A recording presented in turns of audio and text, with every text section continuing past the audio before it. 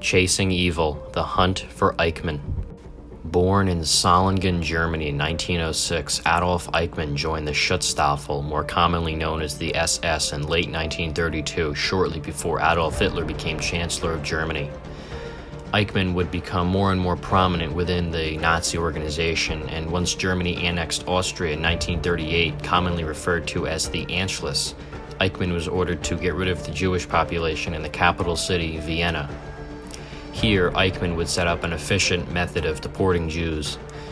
He was then sent to Prague, the capital of Czechoslovakia, to carry out something similar.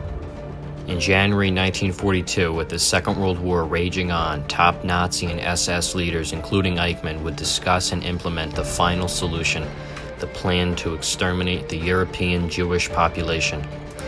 Eichmann was put in charge of rounding up the Jews and transporting them to the many concentration camps set up in Germany and their conquered territories. With this responsibility, Eichmann would play a significant part in the deaths of millions of Jews. After Nazi Germany collapsed in 1945 and World War II came to an end, Eichmann was initially captured by American soldiers, however escaped in 1946, avoiding the Nuremberg trials where he would have been sent to death. Eichmann would eventually find himself in Argentina in 1950, which, like other countries in South America at the time, were not against the Nazis and even sometimes sympathetic toward them. Eichmann wouldn't be the only Nazi to relocate to South America, as it is estimated that thousands of war criminals traveled there in the years following the conclusion of the Second World War. In Argentina, Eichmann would live under the identity of Ricardo Clement. Eichmann would evade capture for years despite several close calls until a major development in 1957. This is where the story gets interesting.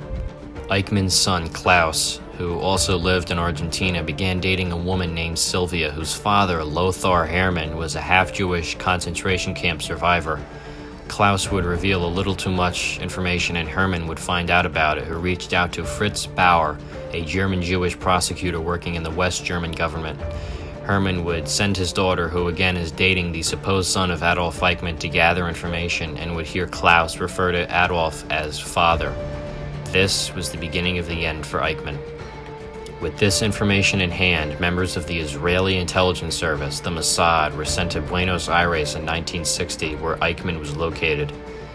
The decision was made to essentially kidnap Eichmann and bring him to Israel. It was this way because Israel knew that the Argentine government might not hand over Eichmann that easily. On the 11th of May, 1960, Eichmann was abducted on his way home from the bus and was flown to Israel on the 20th, disguised as an airline employee. Days later, he was in Israeli custody, as announced by Prime Minister Ben-Gurion. Argentina ordered for Eichmann to be returned, but this request was rejected because of Eichmann's status as an international war criminal. The Eichmann trial would begin in Jerusalem, the Jewish holy city, on the 11th of April, 1961. Eichmann would face over a dozen charges, including crimes against Jewish people, crimes against humanity against Jews, and war crimes. Despite claiming he was just following orders, Eichmann was found guilty on all charges and was sentenced to death by hanging on the 15th of December, 1961. Eichmann got what was coming to him as he was hanged in Ramla, Israel on the 31st of May, 1962. Thanks for watching.